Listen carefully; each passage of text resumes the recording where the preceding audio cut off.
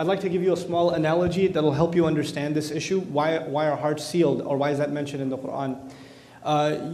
Some of you or many of you are familiar with exercise, working out, right? So imagine somebody got into an accident and they're in the hospital, and they're in a hospital bed for 6 months, and they haven't moved their legs for 6 months to a year.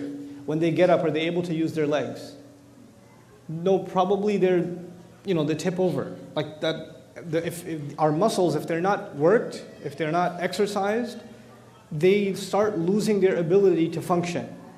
Like if you keep your eyes closed for 5 years, you're probably going to open them blind. You understand? The ability to accept guidance, the ability to reason in a fair way, in an unbiased way, is a God-given muscle that we have, a spiritual muscle that we have, an intellectual muscle that we have. And people at the time of the Prophet ﷺ were invited to exercise that muscle. And they refused to. They refused to exercise the ability to take in and seriously consider truth when it came to them.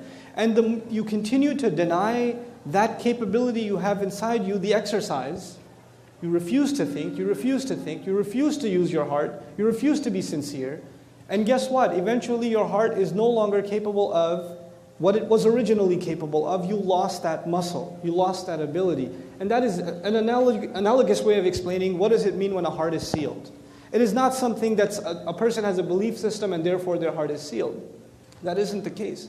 An atheist could be atheist for philosophical reasons or for psychological reasons. And we don't know what's going on inside somebody's heart. We don't.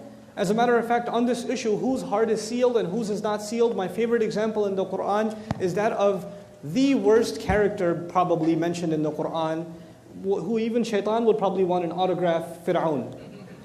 Fir'aun, okay? I mean, declares himself God, the Pharaoh. For those of you who aren't familiar with Arabic, the Pharaoh declares himself God, committer of massive genocide, all kinds of hedonism, ego, pride. You name it. You name the vice, he's got it.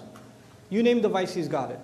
And yet, when Moses is sent to him, alayhi salam, to speak to him, he's supposed to not judge what's in his heart, and he's told, "قُلْ هَلْ لَكَ إِلَىٰ أَن تَزَكَّى." Is there anything left in you? You might want to cleanse yourself. Maybe you want to become a good person now. Maybe even you can change. Killer of babies. Even you can change. I mean, you would think, if you think of heartless, you think of a murderer, and the murderer of children? I mean, it's beyond imagination. And yet his heart is not condemned yet. Even he's given the opportunity. So the idea of hearts being sealed, the final bit on this answer, the idea of people's hearts being sealed is not something you and I have privy to. We do not have access to know whose heart is sealed and whose isn't. And thank God for that.